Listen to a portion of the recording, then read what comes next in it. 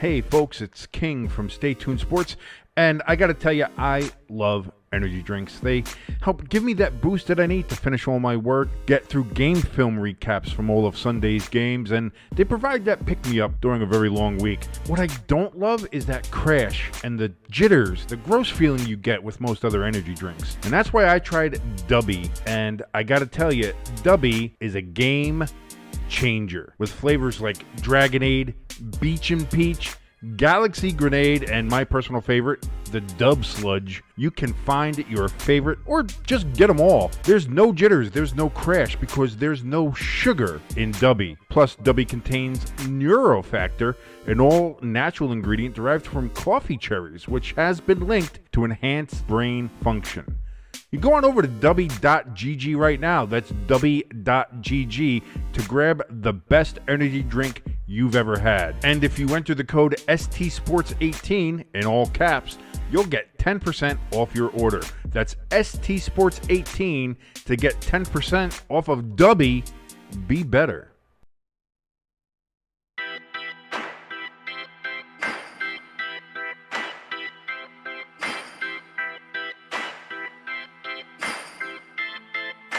And hello there, all you stay tuners. It might be the Eagles. I hate the Eagles. Don't get me wrong here. First quarter, keep it even. Second quarter, start running the fucking ball. Third quarter, take a power nap. Fourth quarter, oh shit, there's the rest of the game. Let's go. Fuck it, I'm a diabetic. I will root for the team that will literally give me diabetes and death. Rooting for a team from Hershey is like a Catholic rooting for Satan. It doesn't make any sense. This is Stay Tuned Sports, and it starts in 3, 2, 1. And hello there, all you Stay Tuners. Welcome back to another episode of Stay Tuned Sports. It's your good friend Jimbo here with our good buddy King. What's up, bud? Hi, it's me. I'm the problem. It's me. And you know he is the problem. The reason why we didn't have a show last Thursday. I'm not sure if you guys follow him on Facebook or whatever. He tried to get into backstage of Taylor Swift dressing area, and I had to go bail him out of jail. Well, listen, in actuality, there were a couple reasons why we didn't have a show last week, but I did attend the Taylor Swift Eras Tour last weekend here in beautiful East Rutherford, New Jersey at MetLife Stadium, also known as the Big Air Conditioning Unit. Since it just looks like a giant carrier that you have outside your house if you have central air. I got to tell you something, brother. I will say this. We're going to start off on this just a little bit. Okay. What a fucking show. What a great show. I'm sorry. Like, listen, I know this is not our target demographic. I get it. I understand. But from a strictly entertainment point of view, fucking Taylor Swift puts on a fucking show, man. Absolutely unbelievable. Great show. And now, listen, it doesn't hurt that she looks hot as hell. Don't get me wrong. You know, I mean, it's Napoleon Dynamite in drag, but you know, Just stop it. Just stop. You're going to do that in June. In June, in Pride Month, you're going to start doing that. Unbelievable. You're going to get canceled. You're going to get us canceled. Well, if I didn't get canceled for saying I watched Sanford and Son and it should be still on TV, then I think I'm okay. Oh, Sanford and Son still is on TV. I saw it on my TV the other day. It was on one of the channels. It's on like late at night now. No, it was on the middle of the day. They did like a whole marathon of it. Oh, yeah, it was on. Oh, okay. I saw. Again. Oh, go ahead. Oh, what's that? What's that? No, I saw. No, go right ahead. I saw our buddy Aaron Rodgers tripping on some shrooms at the show. He was enjoying the show. Well, he's friends with Taylor. He's friends with Taylor, and he's friends with Miles Teller, who is friends with Taylor. He's friends with, who's also married to Kaylee Teller, who puts out a bunch of the clues and other stuff on her social media for Taylor. And Taylor's got like a little inner circle, and Aron is a part of that. So that's kind of cool. I saw a couple posts of people saying that Aron wanted to get traded to the Jets just so he could go to the show at MetLife with Taylor. But here's the thing, man. Again, I've been with my fiance now for 5 years. When we first met, within the first, I think, 3 months we were together, she brought me to the Taylor Swift Reputation show at MetLife Stadium. And again, at that point, the only thing I knew about Taylor Swift was that she was hot. I didn't really I knew and Shake It Off and stuff like that, like the earworms that were always out there. But I didn't really know a lot of her songs. I didn't know the apparently deep Taylor Swift lore that these Swifties have and all that kind of stuff. So I wasn't quite indoctrinated yet. So I went to the show. It was good. She looked hot during it, whatever. Here we go. 5 years later, here I am at the Eras tour with my fiance after 5 years of indoctrination, and I am singing along to every goddamn. So I'm Aaron. If you saw Aaron Rodgers there where he's grooving along, that was me the whole show. Hands in the air, waving them like I didn't care, screaming the lyrics along. Dude, I will say this as well. I've been to countless sporting events in my life. I was there when the Devils won their first Stanley Cup in 1995 with my father. I've been, ever since I worked in radio, I've been to many concerts, rock concerts. I've seen everybody. I've seen Megadeth and Slayer. I've seen Avenged Sevenfold. I've seen just about anybody. Rob Zombie, by the way, another person who puts on an absolutely fantastic show, whether you like their music or not. Rob Zombie's great. Yeah. There were 2 times in that show when she kind of first took the stage after her first song, and then another time after she sang Champagne Problems was the other song that she had sang. Okay. It was the loudest crowd I've ever been a part of. Well, I mean, and I can say that definitively. It was the loudest I have ever been in a venue in my life. And the one that was for she had about a 4-minute ovation after she sang Champagne Problems. And it went on at a decibel level that I can only say was jet engine loud, to the point where it was rattling my teeth. I shit you not. And it went on for 4 fucking minutes. It was the loudest I've ever been in a venue. Well, that will happen when you're piping sound. Listen, she's not the Atlanta Falcons or the Indianapolis Colts. Let's calm that down right now. And that's what I mean. So a lot of people go out there and listen. I understand if Taylor Swift's not your cup of tea and you don't want to listen to her. It's it's just not my music. I get that. That's fine. Everybody's music is different. Listen, I'm not sitting there myself putting Taylor Swift on every day or listening to Taylor Swift. Although I will say, Folklore is a fucking banger of an album. That's probably your best album she's put out. Me personally, very artistically solid, well-rounded, great lyrics, all that kind of shit. Sorry, got to put that out there. Have I become a Swiftie? I don't know. My fiance has done great work apparently, because I sit here and I defend Taylor Swift all the time. So I get if you don't like her, I get if you're not into her music, but listen, you can't shit on her for her success. You can't shit on her for the show. The production value of that show was fucking insane. Like that thing, and not only that, she went 3.5 fucking hours. She sings 44, 45 songs during a dude, JJ Watt, all the way back in March when she did her first show in Phoenix, was absolutely correct.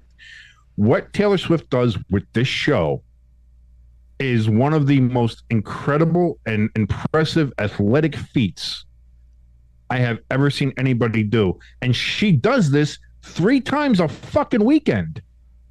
That's the only aspect of it I'll give her respect for, is like you said, 3.5 hours without taking a. Did she take a break? No, she does the wardrobe changes, the costume changes, but even then, the visuals and the concert doesn't stop. Yeah, it never stops. You're always seeing something, hearing something. There's always something going on. And even some of her transitions, when she goes from her secret song set where she does 2 songs acoustically that aren't part of the regular rotation. So she does one on a guitar, one on the piano. When she's done with that, dude, she fucking Olympic dives into the stage. Have you ever seen the swimmers where they go off the blocks and jump right into the pool? Yeah. That's what she does, into the fucking stage, And then there's an LED graphic Taylor Swift that swims all the way up the runway of the stage, all the way to the top of the stage. And then she pops out there in her next outfit for the next era. Dude, I'm telling you, like, it is legitimately like a fucking the production, the entertainment value, everything about the show was top notch. If you can get a ticket on a secondary market, you can't get a ticket now unless you get like fucking 20 grand, which is stupid. But if you were able to, if you can get a ticket for face value somehow, I would say to anybody listening, go to the show. Even if you're not a huge Taylor Swift fan, if you know somebody who is, bring them or something. Like, again, I'm only saying if you can find the ticket at face value, because if not, don't spend fucking 20 grand on it. You just that's nothing worth that, except maybe a Five Guys burger, but which is a cost about that much anyway. I haven't had Five Guys in a while. Neither have I. You know why? Because I'm fucking poor. Nobody's got fucking $75 to buy a burger and fries. Nobody does anymore. But yeah, dude, just what a great fucking show it was. It really was great. I had a great time. It was. I was going to go anyway because obviously the fiance was going to go. Yeah. But we were able to kind of wrap it up in my goddaughter's 11th birthday. She's a huge Taylor Swift fan. Had never been to the concert. Had never seen anything like that. So we surprised her. Showing her we got the tickets. Again, we got these tickets back when they first went on sale. My fiance had to go through fucking war to get these fucking things. Was that when the whole Ticketmaster thing crashed or whatever? Yeah, buddy. That whole fucking bullshit that happened. So, but she was able to get it on the second day with the Capital One pre-sale. Again, where there was still kind of fuckery going on, but she was able to get it. So I've had to sit on this for 7 months before we surprised my goddaughter with it. But we surprised her with it. She broke down and cried. Like, it was exactly the response everybody was hoping for. Yeah. She enjoyed it, like how she dressed up. We got her mother got her a costume to be just like Taylor Swift from one of her tours. The cool. Ringmaster Taylor, whatever. Yeah, dude, she had a blast. My fiance had a blast. I had a blast. My sister, who is my goddaughter's mother, obviously, she had a blast. Like, we all just had such a great time. And that's that's the be all end all of it. And I see a lot of people, on Twitter and on other stuff, they're giving people a lot of shit. Like, I see Dave Portnoy is kind of carrying the banner for the male Swiftie. Okay. As it were. And people, give him shit. Oh, Taylor Swift, she's gay. Her music's gay. You suck. She sucks. Listen, you can say a lot of things about Taylor Swift. You can say, this is what I mean. You can sit there and say, I just don't like her music. That's fine. Music is subjective. Music is, I'm never going to sit there and say to somebody, well, you have to like this. How do you not like this? No, I get that.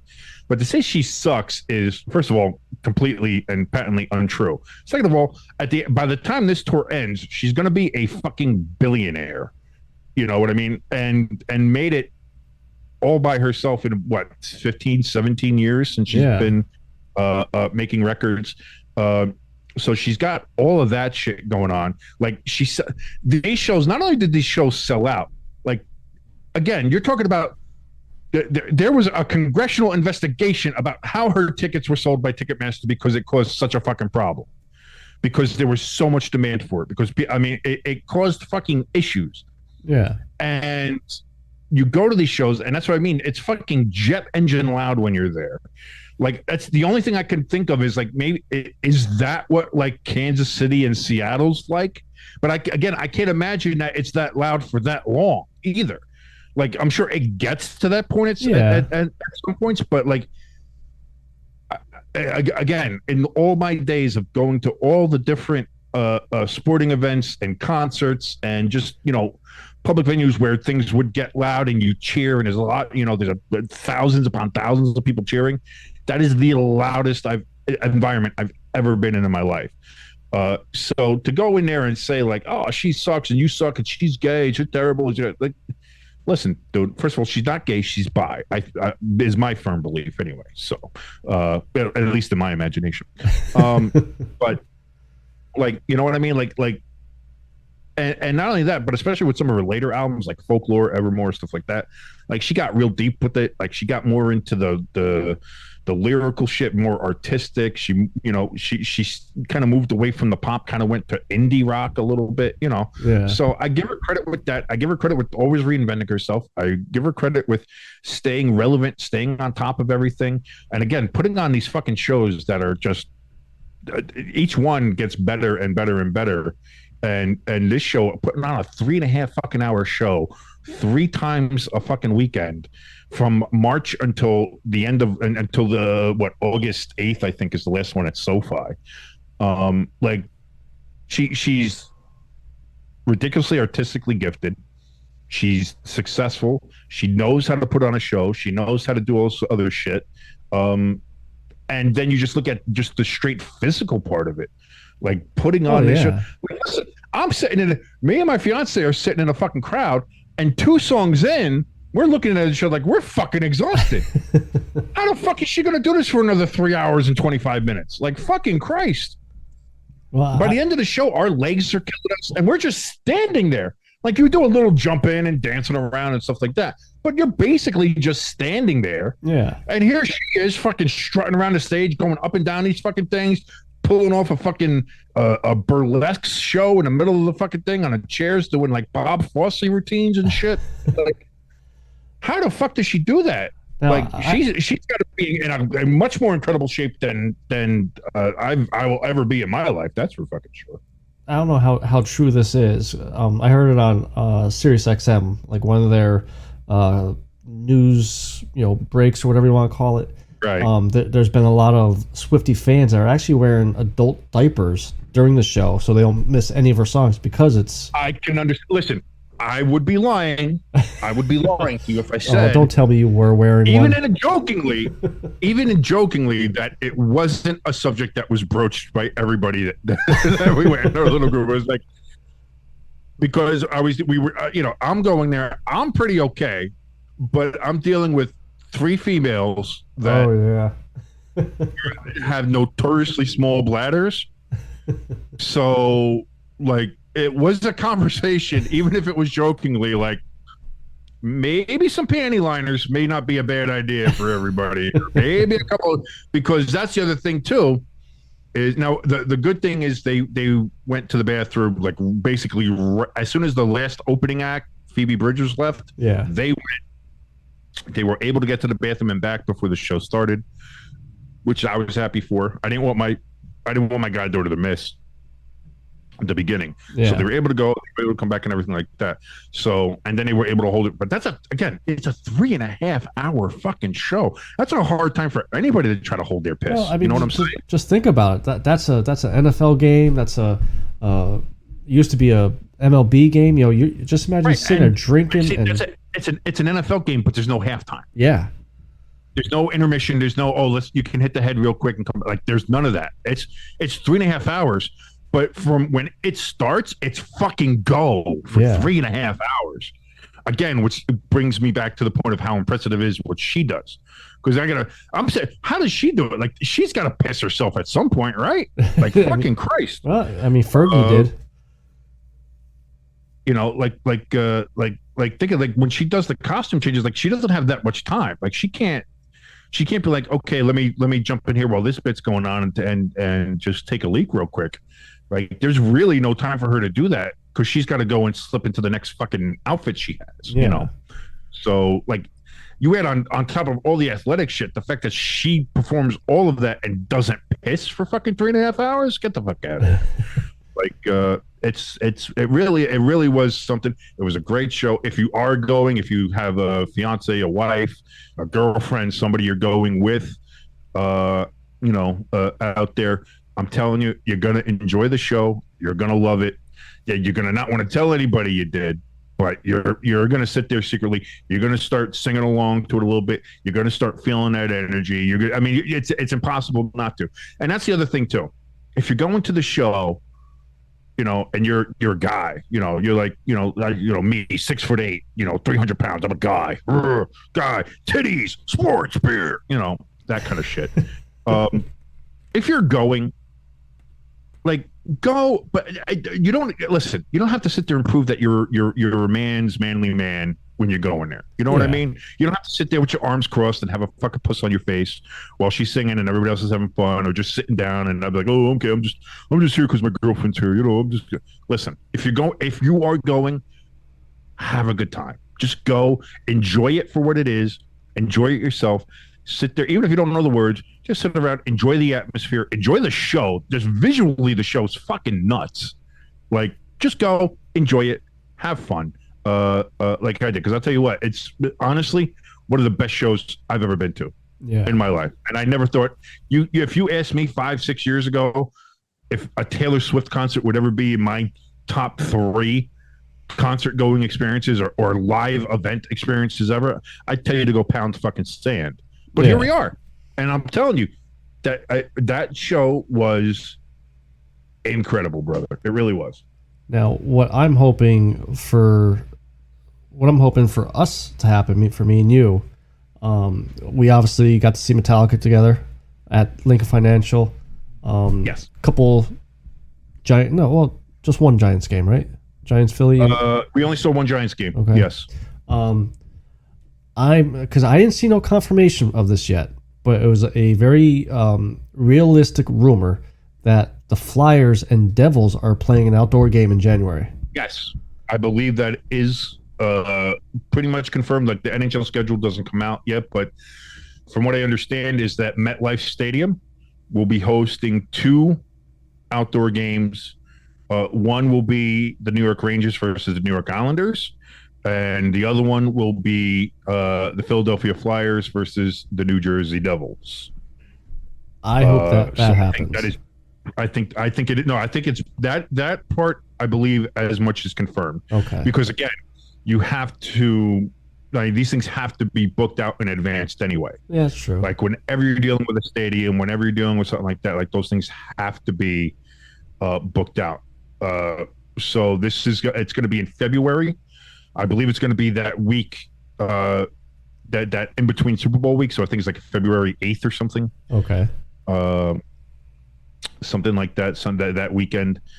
So I believe that was what I saw. But yeah, that's going to be the 2 games there. They're going to do one day is going to be the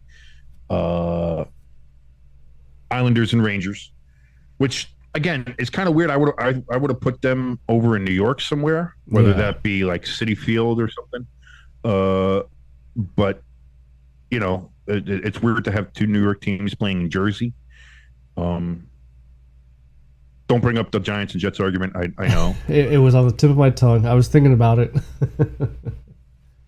But let me see here. I'm gonna see if I can find the actual. The one aspect that I hope they do bring with it is when Pittsburgh played Philly out in mostly out in Pittsburgh, the festivities they did the 2 days before the game and everything like that. Like that was pretty cool. They had like well, I wonder because that was the one out there was that the Winter Classic or was that Stadium Series? That was the Stadium Series, and even the one at Lincoln Financial was the Stadium Series.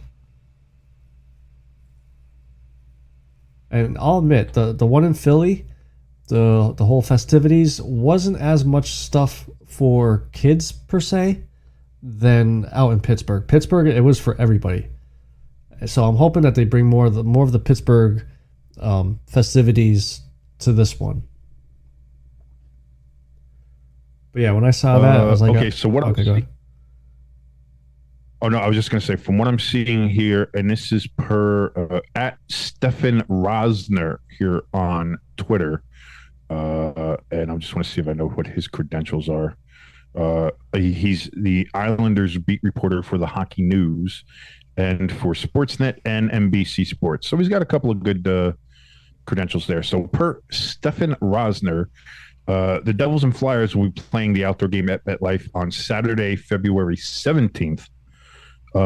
And the Islanders and the Rangers, they will be playing on Sunday, the 18th. So that looks like that's the weekend after the Super Bowl. Yeah. So okay. That is going to be fun. I'm glad the Giants, the Devils and Flyers got the Saturday game. Yeah. Because that kind of leaves you Sunday there to recover. from whatever festivities and partaking of which might happen there. That's I would love to get tickets for that, but again, I'm poor as shit, so I'm probably not going to be able to. Let me help you out here. That's a couple days after Valentine's Day. Exchange gifts. Give her like a dollar store charm or something. Ask her for the tickets. Listen, this woman does enough for me, and has enough stuff like that. I'm not going to sit there. I mean, again, I'm going to see Metallica in August.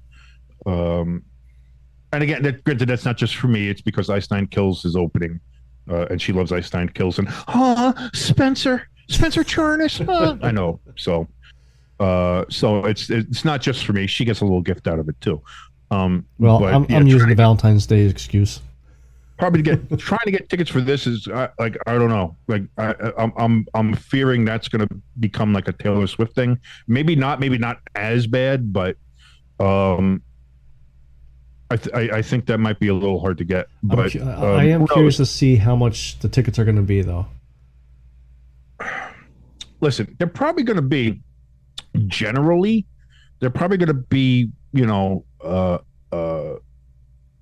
what they usually are for that kind of venue. I would imagine they're probably somewhere like 250, 300, somewhere around there as the average. Closer down, you might pay more up, higher up, depending on what it is. And then once it hits the secondary market, that's when you're going to get to the fucking thousands and thousands of dollars because fuck StubHub and fuck SeatGeek, both of them. They're not our sponsors, so I can say that. If you don't sponsor us and you're kind of a shit dick company, I'm going to say you're a shit dick company. If you sponsor us, I'll do the read, but I'm still not going to like you. And that's the problem, because you see a lot of that. Like you see a lot of the stuff with the Taylor Swift stuff, but there's more than that, and there's always been more to that where Ticketmaster kind of lets these companies' bots go in and buy all these event tickets, whether it is something like a Taylor Swift concert or something like that, or a Winter Classic event, or the NBA Finals, or the NHL Stanley Cup Finals, or playoffs, football playoffs, or whatever. Like they always let the bots in, and then they immediately sell it on their secondary sites for 5,000 times what the face value is, and it's like, well, then nobody can fucking go. And it's bullshit, and Ticketmaster does nothing to stop it. So, and the problem is the only way you can get the tickets is through fucking Ticketmaster anyway. Yeah. So it's a monopoly on shit, and I can understand why Congress fucking is getting involved, although they'll do nothing because Congress. But the simple fact that our president can't even walk straight. Well, he can't walk upright, so that's just it's a sandbag. He walks like we used to walk out of the bar after the shift. Yeah, you stand up, you just all of a sudden you're just like, wow, I don't remember the floor, moving so much. Shit. But yeah, so I'm interested to see what it is, what the price range is going to be, when they go on sale, and see what we can do with that. Again, I'm jobless, so I don't have any money. But if I rob a bank by then, get some cash with me. Maybe I can pull something. Maybe I can pull some strings or something. But there you go. I don't know. Well, I don't. Hey, listen, we still know Ashley, and she used to work with the Maybe she still knows some people there. Maybe she can pull some strings. It's never burn a bridge. So maybe she can help us out, but probably not. She hasn't worked there in 15 years or whatever. So, listen, I need doors available, but that would be a fun day to kind of just go out, freeze your balls off in the parking lot, then freeze your balls off in the stands. Can you imagine the fucking middle of February? That's the thing though, is when they had the Pittsburgh one out in Pittsburgh and Philly. It was, how did it go? I think it was Thursday, Friday was the festivities, and then Saturday was the game. Thursday and Friday was like 70 and 75 degrees in February or March. Maybe it was March. I think it was March. And they were actually legit worried about the ice not, staying. Right. But that's not the worry when it comes to MetLife or Giant Stadium. What it used because MetLife has the same shape that Giant Stadium used to. It's the fucking wind. The wind at MetLife, at the Meadowlands, is fucking insane. It can be 80 degrees, but that wind makes it feel like it's fucking 30. I'll tell you what, it's the same thing with Heinz Field. We were sitting on the end zone side that the wind was coming at your face. So we were full game getting blasted. Well, they're different because but that's the thing is because they have the open end by the river, and so sometimes you'll get that river wind, and that can do that. With MetLife, it doesn't matter. It's always there, and it's always swirling. Yeah. So even if you get even outside the stadium, if it's a 3-mile-an-hour wind or a 5-mile-an-hour wind in the stadium, it's 25 or 30 miles an hour, and that thing's fucking whipping. It's just different. That's why Parcells used to always open the one tunnel door because it would fuck with kickers. It would fuck with quarterbacks trying to throw the ball. They couldn't do it because that fucking Meadowlands wind would just take the ball and fucking whip it 30 fucking rows into the stands. Yeah. So that's going to be a problem there. So in the middle of February, in the middle of the Meadowlands, that'll be something. But you just wear enough layers. Well, yeah. You drink a little bit of bourbon, a little something, Whiskey. a little Everclear perhaps or something. Fuck that shit. Dude, I did a shot. Me and my dad, we went to a Jets game. This is 25 years ago now. We went to a Jets game. I believe it was their 1-15 year. No. It was one before that. It was earlier. It was, later than that. It was when they were actually good with like Vinny Testaverde and shit. Oh, okay. Because he used to know a guy that was part of his trucking business and stuff like that. He had season tickets, and every now and then he'd give it to my dad. We'd go there. We'd hang out. They had a huge old UPS truck. They used to paint up jet colors, and they'd have a whole tailgate out of there. The rule was you could never have an empty hand. It had to be full with either a beverage or food or both, but you could never have an empty hand. That stuff was great, but it was late December. Freezing fucking cold, winds blowing.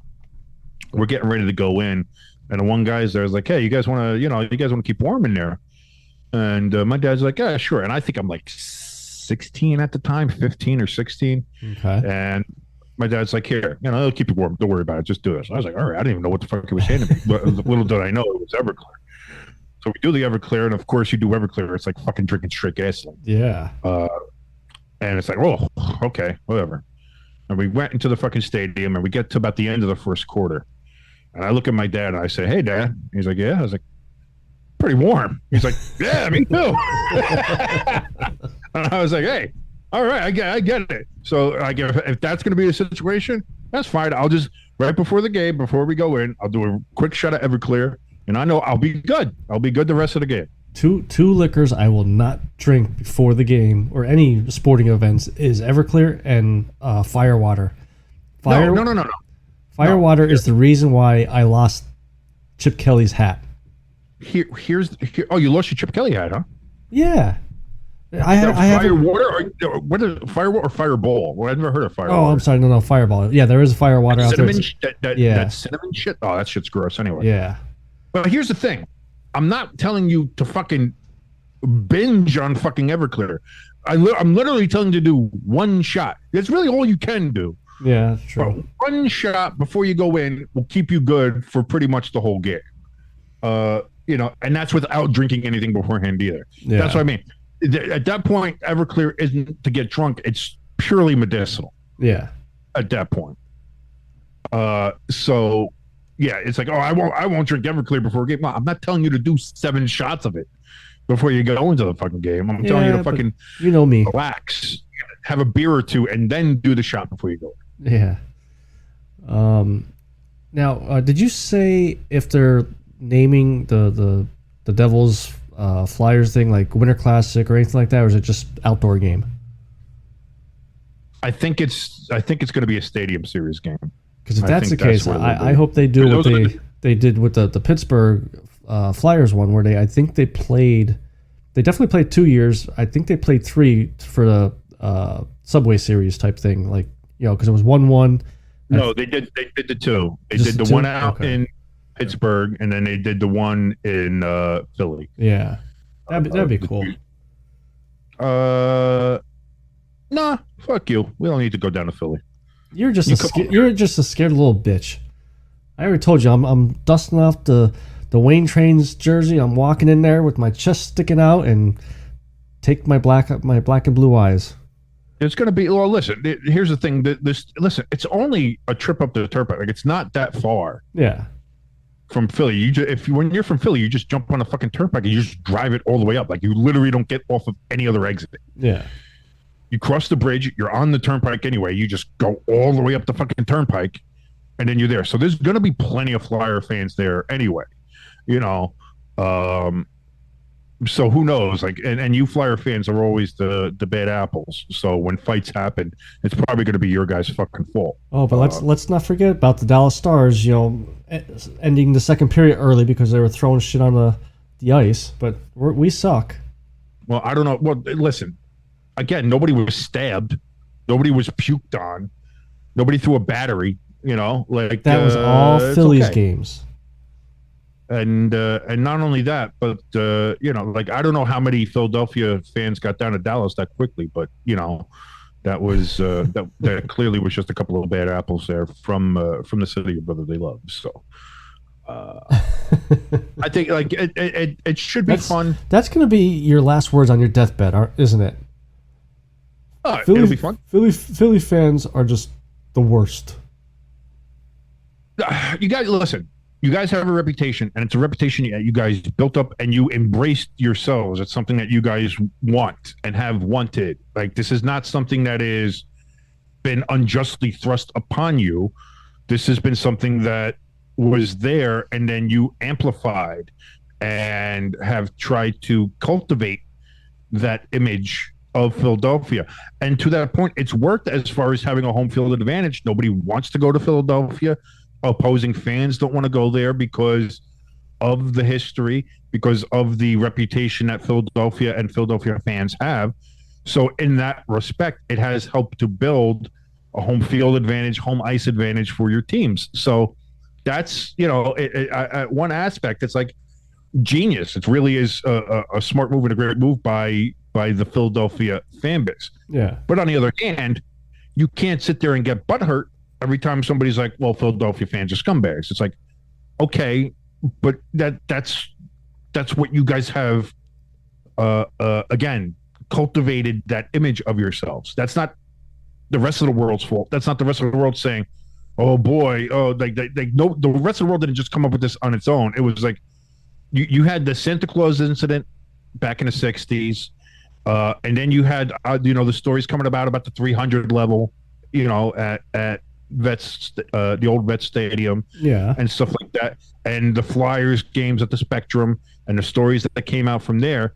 And while it wasn't all the time, and while it wasn't everybody, it was enough times, and then the rest of the fan base embraced that. The teams embraced that. You know, you had the Broad Street Bullies with the Flyers in the 70s. There you go. Again, you're talking about old stories. You know, 60 years ago. Right, but these are still the stories that you and your fan base embrace and love and like to cultivate. Like, again, this is not a case. This is the problem. This is 50 years of the Philadelphia fan base cultivating this identity of themselves, and then you guys getting pissed when people equate that cultural identity that you guys have with you. Because we don't it's like do you it guys no are more. like, yeah, we're scumbag. Don't come to Philly. We'll beat the shit out of you. And then when people are like, oh man, those Philly fans are scumbags. Oh, why is everybody coming after Philly? I must be those. It's like you can't have it both ways. You can't have your cake and eat it too, as it were. You know, like it's either you guys embrace being the villains and the scumbags and the don't come to our city because we'll beat the shit out of you people, or you're the listen. We're not all scumbags. There's a couple of bad apples, but all in all, we're generally good people. You have to pick one or the other. And Philadelphia, for the last 55, 60 years, has chosen, hey, we're the scumbags. Nobody likes us. We don't care. We fucking sing songs about it at our victory parades. Everybody can suck our dicks. And if you don't like it, we'll smash you in the fucking face. Too bad. Like, that's the identity that Philadelphia has embraced and wanted and cultivated for themselves. And so embrace that. Stop getting pissed when the media and other fans are like, oh God, oh Philadelphia, oh fans are terrible. Oh, I wouldn't want to go there. It's like, no, that's what you've done. That's what you've done personally. That's what you, the Philadelphians and the Philadelphia fans, have done to yourselves. That's nobody else's fault but yours. And just because the media ran with it and then you guys embraced it more, and it became a feedback loop. That's it. So fine, that's what it is. But like I said, at the end of the day, it's been beneficial for the Philadelphia sports teams as far as it comes to home field advantage, home ice advantage, home court advantage, anything like that, because opposing fans really think twice before going into fucking Philadelphia. Hey, like when I went to that Giants game with you, I was fucking hesitant. I was. And did you get your ass kicked? Well, no, but see, here's the thing, and this is why I, felt comfortable about it, was that the Eagles that year were already terrible. They were already way out of the playoff race. And that's it. From where we were sitting, most of the section were Giant fans that had bought out the tickets on the secondary market. So, like, it was kind of the Eagles fan had given it up on that season. Now, if that was the Giants and Eagles in a playoff race, if that was the Giants and the Eagles like last year, no, I think the tension is a little bit higher. And then especially if we're not sitting in the lower section. If we're sitting up higher, yeah, I'm wearing fucking body armor. Get the fuck out of here. And listen, that's just the and I wouldn't be wrong. Even by your admission, you said if we were sitting up higher, there might have been an issue. Might have been an issue. I always said might have been because I want to scare you a little bit. That's all. Listen, when I saw that fucking crowd getting off SEPTA there, like the fucking Walking Dead, that was it awesome. gave me fucking pause. It did. It gave me pause. But again, whether or not it's true or not, whether or not everything about Philadelphia fans that's said in the media or said by Philadelphia fans themselves, whether any of that is true or not, or whether the majority of it is or isn't true or not, the fact of the matter is that people believe it enough and people know it enough. And people then are like, I'm not going to go to Philly. I'm not going to risk that. I'll stay home. Now, again, there are incidents in many other different parks with many other different teams. I can think of the fucking Dodgers and the Giants, the San Francisco Giants, as baseball is one of them, where the one guy had his fucking skull caved in by people. And, listen, the Raiders were notorious when they were out in fucking Oakland. Oh, Jesus, yeah. There are horror stories from other venues and from other teams, no doubt. But with those, it's always an immediate rebuke from the fan base, from the media, from the people. Everything around it is like, that's not us. That's not who we are. We're welcoming. We welcome everybody. We like good old fashioned, just back and forth and everything like that, and blah, blah, blah. Philadelphia is the one market where the fan base said, no, you know what? You're right. We are scumbags. Don't come here or we'll fuck you up. That's us. Trust it. Trust and believe. That's who we are. And again, that's been you guys for 60 fucking years. So at that point, like, you got to stop getting pissed off when people are like, man, Philadelphia, scumbags, they're terrible. It's like, no, that's the image you cultivated. Embrace that. Be the Philadelphia scumbag. Be that person, and be the villain. Embrace the villain role and go with it. You guys have done it, and you've done it well. No, there's been no fan base that has embraced the villain role better than Philadelphia. None. Philadelphia is, fan base wise, the villain across the country. There are people who don't like Boston. There are people who don't like Chicago or New York. I mean, everybody hates New York because it's a big city and it's successful. The Yankees and the Rangers and all that other nonsense. People don't like LA because it's a flashy Hollywood and stuff like that. But there's no other fan base itself that has embraced being, fuck you, fuck everybody, don't fuck with us or we'll cut you, than Philadelphia. Philadelphia is that. That's the identity of the city, of the fan base, of the teams. So that's all I'm saying is, like, don't get upset. Don't get pissy when people are like, oh, Philadelphia scumbags. That's who you are. Embrace it. I'm not that person. Have I ever hit you during an Eagles-Giants game? Wait, hold on. Let me think. Getting close. We've come close. I was going to say, I had to think they're about. That's how we met. That's how we became friends. Honestly, the first time we met, we almost beat the shit out of each other. So let's. I was honestly only our fandom of the Irish. The Irish, yeah. I saw we got. Speaking of the Irish, I saw we got at least two primetime games: Ohio State and USC, 7:00 Saturday nights. Right. Well, boy, looking at that Peacock, I bet you fucking NBC and Peacock are really double thinking this. Apparently, that's a problem going on now to where they're adjusting the payment and how much they're buying it for because of how shitty of a schedule they're getting. Yeah. From the Big Ten, with all the contracts. So, like, the Big Ten had this big multi-billion-dollar deal with with Fox, NBC, and CBS, and it looks like there were some things that weren't quite hammered out when what's his name, Warren, left to being the commissioner of the Big Ten. And it seems like he just kind of left a mess. Whoever came next, he was like, I'll see you later. And now it's coming down to the brass tacks of like, okay, let's schedule, let's see what's going on. And it's like, okay, Fox gets first choice. And also the schools themselves get to choose whether or not what games they want to have be like primetime or just daytime games.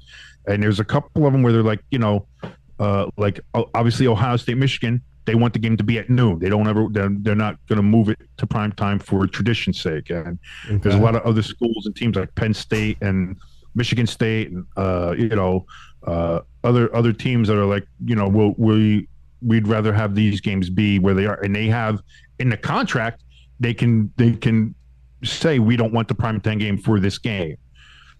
So now you're looking at the point where, well, Fox gets their certain amount of games and CBS gets their certain amount and NBC Peacock gets their certain amount. But between Fox getting first dibs and then these other teams being able to veto what games go into prime time and what don't, like NBC and Peacock are picking at scraps here. Like they got really nothing.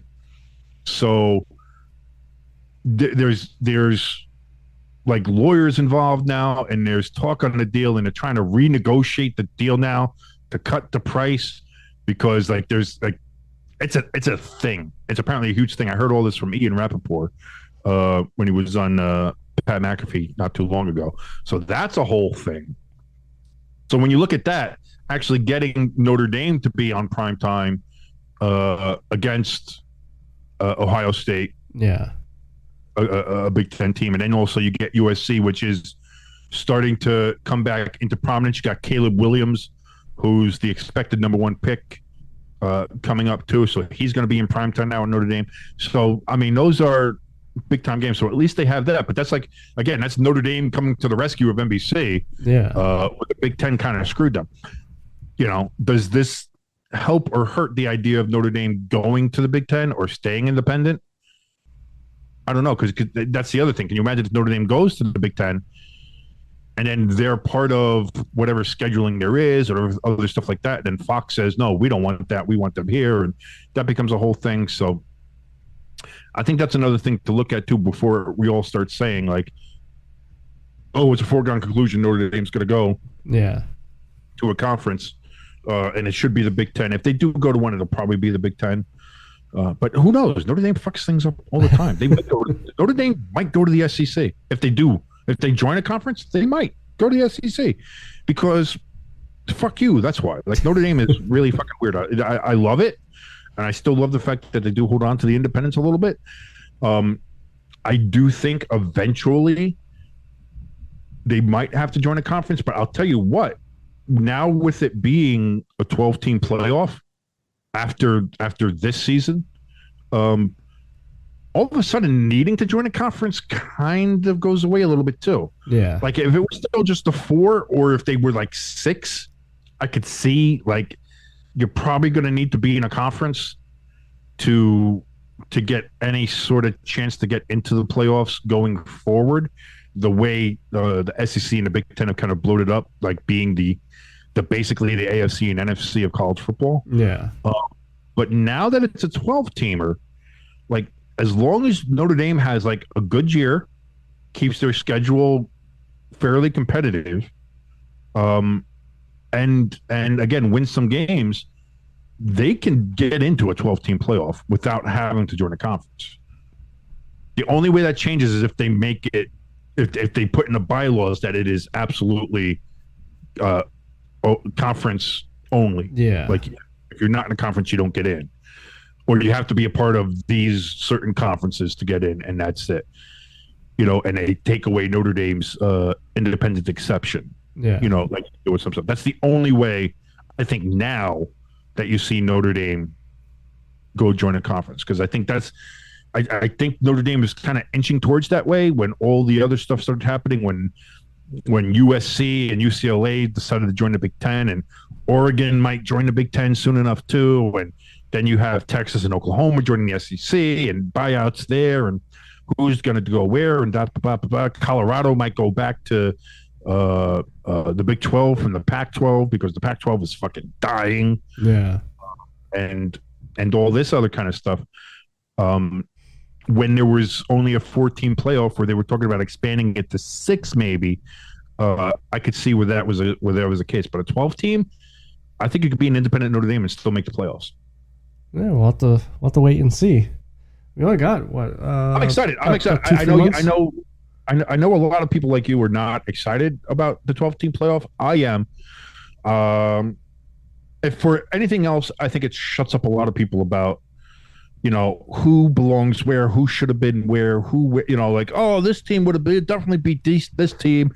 Why weren't they in there? Oh, like last year, it was like, USC, they could have got in and they didn't, or, why did Ohio State belong in there when they lost to Michigan and whatever. Yeah. The great thing I think about with the 12 team now, people will still argue, but everybody will always argue about the 12 spot. Shit, we got 68 teams in a fucking basketball tournament, and people still bitch about teams that didn't get in. Yeah. Like Rutgers didn't get in this year, and it was an uproar. Oh, Rutgers got screwed. There were 64 fucking teams in there, 68. I'm sorry, and people are still arguing. So there's always going to be argument about those last couple spots. But at the end of the day, you're going to have 12 teams. You're going to have them play on a fucking field, and you're going to find out who, generally who it is. And if last year told us anything, it's like the best teams are going to be the best teams. Yeah. And you're going to see that difference. That's going to be there. So whoever wins the college national championship will be a true national champion. At least a truer one than we've ever had in the history of college football. Yeah. So how about before we go, you want to talk Stanley Cup Finals? I'm interested. I like it. I think this is going to be a good series. Like I think this is a good matchup on both ends.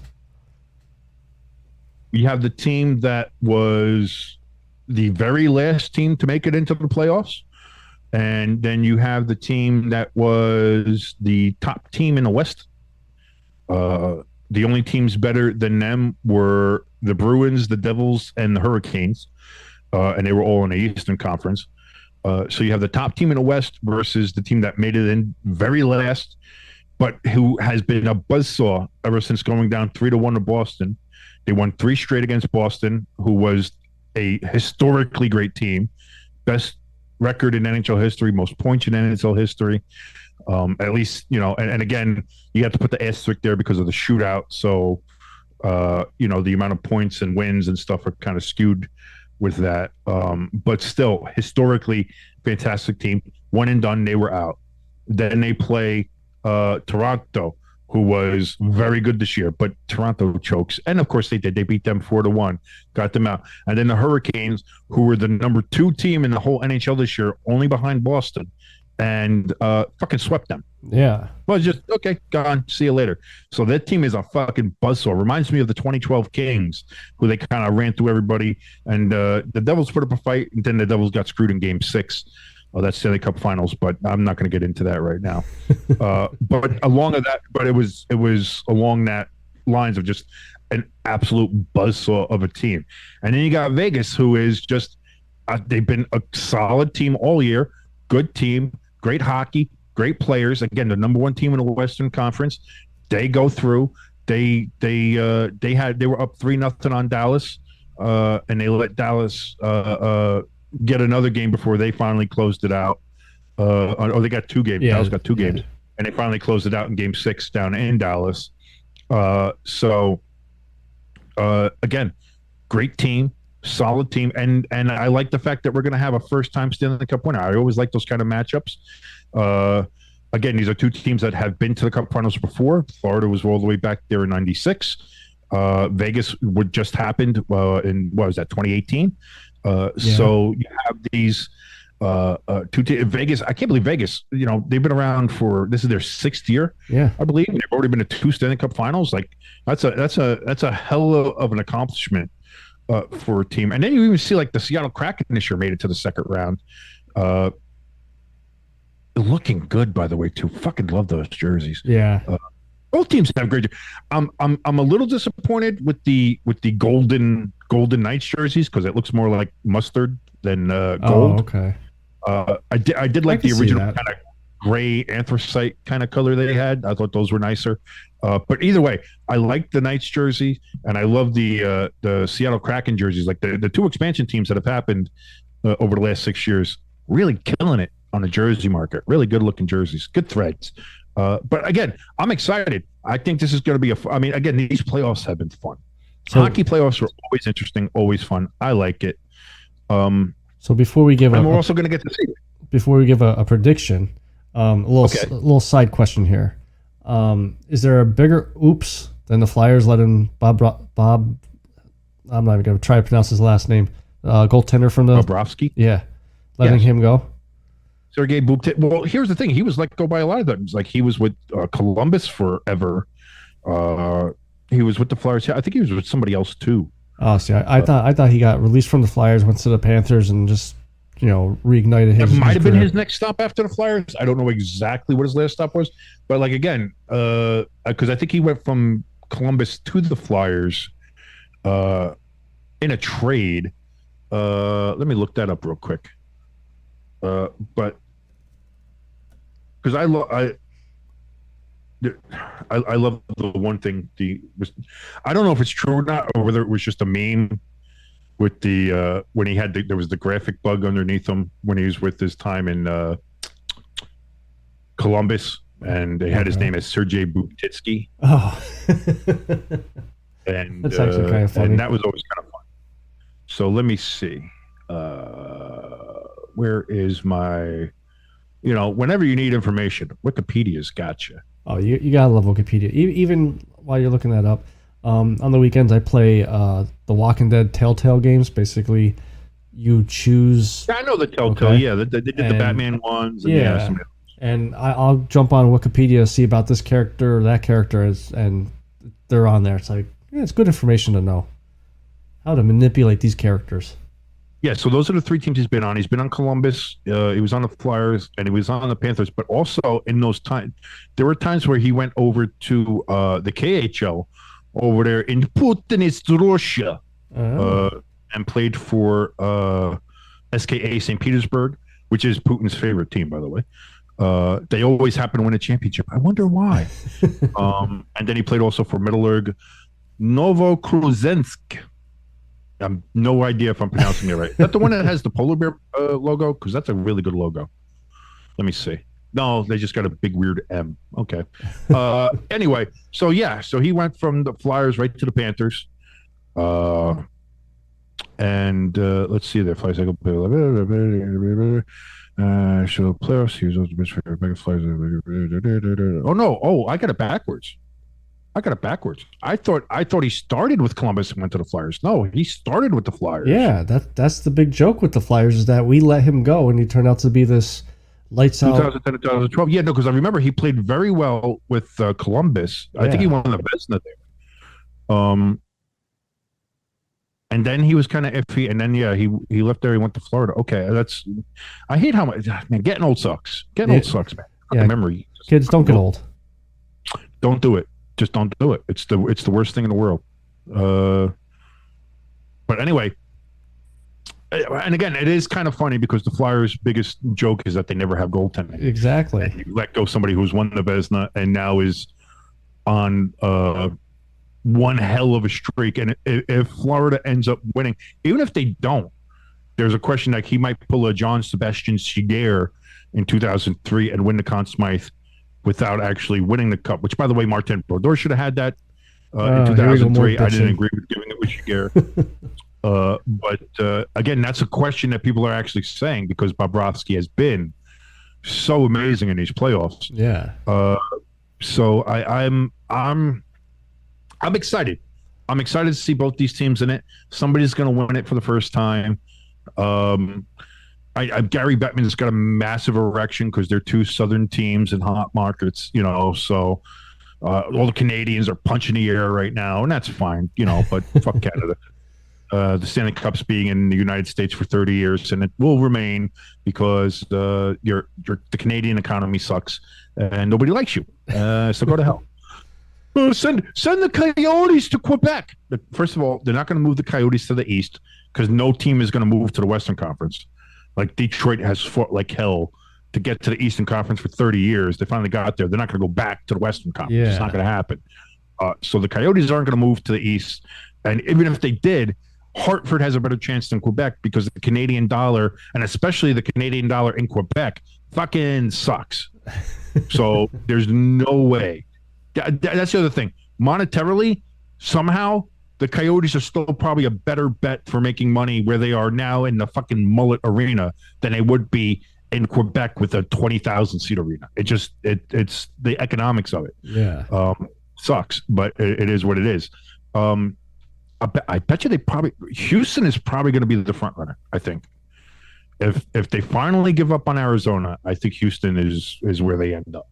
But anyway, I think it'll be fun. I think it'll be a good series. Who are you rooting? I'll ask you this question: who are you rooting for, and who do you think wins? Actually, both of those are gonna be the Knights. I've always liked the Knights from day one, when they first came into the league, and I just think they're gonna be the better team between the two, just because, like you said, the Panthers were down 0-3 to Boston, and basically have the momentum going through about close to 15, 20 games now. They won 3 straight against Boston. Okay. They went 4-1 against Toronto, and then they've only lost 1 game since being down 3-1 to Boston. Yeah, but they also played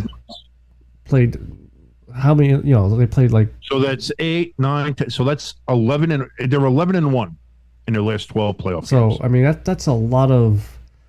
That's a lot of fucking winning. Yeah, but at some point, it runs out. The luck. It's not luck, but it runs out. Ask the Kings in 2012. Sometimes it doesn't. I wasn't into hockey yet. I wasn't. No, but that's what I mean. Yet. But sometimes you say, "Oh, well, the luck's got to run out somewhere." Maybe it's not luck. Again, Bobrovsky's not lucky. He's a good goaltender. No, he has been, and he's just hitting his fucking stride. When you start seeing a puck like that, when you start seeing everything like that, it is what it is. But I can see how many games. What is your prediction? So, all right, I'm going to give my prediction, but I'm hoping for 7 games. I think that would be such a great series. I could see this going 6 games. I could see a You say Vegas in 6. Yeah. Okay. I listen. I like Florida. I like an underdog story. I like a small market. Hell, I like the logo. I like the jerseys. Sometimes that's what I depend things on. I like Bobrovsky. I like the story of him. I love the fact that they still throw the Rats on the ice from all the way back in '96. I do like Florida, and I think they can win. I think they're a buzzsaw, and I think that they can run through anybody right now.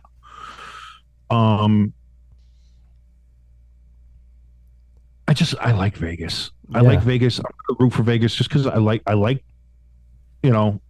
Sin City. I like casinos. I like gambling. I like hookers and prostitutes, titties and poker and gambling and drugs and sex and rock and roll and now hockey and it's the Vegas baby. I will give Vegas the benefit of the doubt, but I think you're going to get your wish. I think we go 7. And I think it's a tight. I think this is going to be a tight 7 games. Yeah. This is going to be.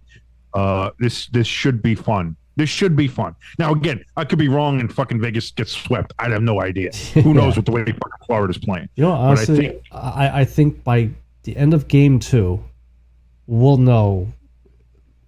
We'll have a good idea if this is going to be a close 7-game series or is it going to be 5 and over. You'd think that. But again, like I said, we've seen plenty of teams go down 0-2. Like the Devils did it this year with the Rangers, Yeah. Went down 0-2 and ended up coming back and that series you're looking at the way the Devils have been playing and the way the Rangers played and you were like, this is 4 games easy. The Devils can't get out of their own way and the Rangers are fucking scoring all over them. There was 10 goals to 2 in the opening 2 games of that series. And you're like, fuck, Devils weren't ready. Too young, inexperienced, they're fucked. And then they come back and win in 7 games. So I will never put the nail in the coffin until the fat lady sings, until that clock kicks 0. I will not count out either of these teams. Yeah, because you don't get to the finals without it earning it, without it meaning something. Same with the NBA. People are saying that and based on last night, that Denver is just that much better and outclassing Miami. But, listen, Miami didn't get there by accident. Yeah, they're an 8th seed, same as the Florida Panthers were. Funny that both Miami teams were the 8th seed, and both of them went all the way through everybody to get to their respective finals. But I'm not going to sit there and be like, oh, they don't have a chance, or this team is just that much better, or anything like that. Again, the Panthers beat one of the historically best teams in the history of hockey. Yeah, they can do anything at this point. So it should be fun. But I'll give the nod. I will give the edge to the Knights in 7. All right. So that will be our W Energy picks. I was going to say there, as we're sitting here talking about this, and that's it. We have the NHL Stanley Cup Finals going on right now, starting tomorrow, Saturday. The NBA Finals started last night on Thursday. The next game is on Sunday. Why they're taking so many games off in between, I don't know. It's the NBA. It's what they do. But that's it. Now we're in the thick of championship season here, and when you got to stay up with what's going on in the NHL, what's going on in the NBA, especially since they're putting the games on so fucking late, you got to stay up. You got to keep your energy up, and you got to keep your focus up to see what's going on with all these teams. Is Jokic going to have a triple-double? Is Jimmy Butler just going to go Jimmy Buckets on somebody? Is Bobrovsky going to do a scorpion kick save and save some passes? You got to be focused and ready for anything, and the only way that happens is if you're drinking some Dubby. It is the best energy drink you're ever going to have, you're ever going to taste, you're ever going to use. And why is that? Because it doesn't have any sugar in it, and you don't get those jitters, you don't get that sugar crash that you get with other brands that we won't say. Some of them have like some pink-colored cows or something like that on it. Those things make you crash, and not only that, but they kind of smell like an open sewer. Yeah. I'm not putting shade on anybody. I'm just saying, why have that? Why drink open sewer water that's going to make you crash and burn in a couple hours when you can have Dubby that doesn't do any of that? Plus, it has neurofactor in it that goes ahead and stimulates your brain, stimulates the synapses, and keeps you going the whole time. They got great flavors. They got your beach and peach. They got that, what's the one, monkeying around or something? Monkey Madness. Monkey Madness. There you go. You got my favorite, the Dub Sludge, because I'm an apple fiend. I just love apple. It's simply the best. They have all that stuff there, and they even have a nice little package where you can kind of taste all the different flavors that you'd like and find out which one your favorite is. You can do that if you go to dubby.gg. That's dubby.gg. Check out all the stuff they have there. You can get the big tubs if you want. You can get the little trial packs and try out what your favorite ones. They even have some merchandise there. So if you want to show that you're a huge Dubby fan, you can show that to the world. And here's the bonus with everything. When you're ready to check out, you go ahead and you type in ST Sports 18, all caps, right there in the promo code box. When you're checking out, you're going to get yourself 10% off of your order. You can't beat that, my friends. No crash, no jitters, and 10% off. I'm sorry, I just burped up some coffee. And that's the thing. I'm drinking coffee. I'm drinking all this caffeine in here. That's going to make me crash. You know what's not going to do that? Dubby. Go to dubby.gg. ST Sports 18, all capital letters in the promo box. When you check out, that's 10% off. Dubby, be better. Very nice. Very nice. Very nice. Hey, nice. That's what I do. That's what I do. And you know what? I want everybody to understand that. When I do that, I'm not reading anything. That is off the top of my fucking dome. It sounds like I'm reading a script. I'm not reading shit. I ain't got that on me. But you know what? W is such a good product. I memorized that. I know all that. You know why? Because it is that good. It just is. It is. I'm sorry. Yeah, what are you gonna do? You gonna blame me for that? No, it's good stuff. So go there. W.GG.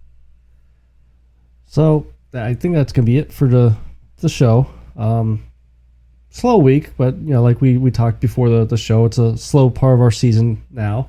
But we got the Stanley Cup Finals tomorrow night. That one I'm really looking forward to. So that's it. We got we have some of that going on, and that's it. We're at the part of the year now that once all this is over, once the Stanley Cup has been lifted, once basketball's done, like all we have is baseball, and then life gets really fucking terrible. Not really. I mean, the Orioles are doing better than the Yankees, so life's okay. Well, here the Yankees have kind of turned it around, so I'll give them credit. The Yankees are they're kind of back on track here.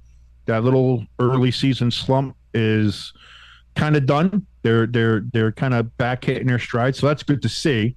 And that's it. We got a long way to go. Like by the All-Star break, the Yankees should be in first place. Yeah, should be.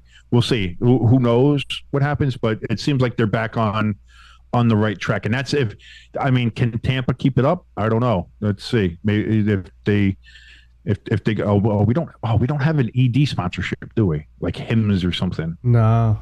Maybe I'll contact them and maybe I'll open open conversations with them. Start get actual monetary sponsorships here. Like we do W, but I don't even know what we get with W, to tell you the truth. But I just like doing the ad reads because they're fun.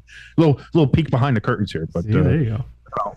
I like to get some. If we get some monetary stuff. Listen, I will try some free complimentary ED medications. If they want to sponsor us, get some money in here. Just test it out. Make sure. I don't want to offer something to the people that doesn't work. You know what I'm saying? Exactly. So if they offer some free products, I can test it, make sure that it doesn't last more than 4 hours, so I don't have to talk to my doctor or nothing like that. It's all about safety. It's a safety thing. You know what I mean? We're all about safety here. But hey, Hims or what is that, Lemon Drop or Blue Chew? Hey, listen, doors open. So we will sponsor literally anything outside of ISIS. I was going to say, as long as it's legal. Kremlin, outside of that. We will sponsor just about anybody. If you give us money, we'll say your name. Stay tuned, sports. We don't have scruples. So till next week, this is your good friend Jimbo. And it's your boy King. We're out. Shake it off. Just shake it off.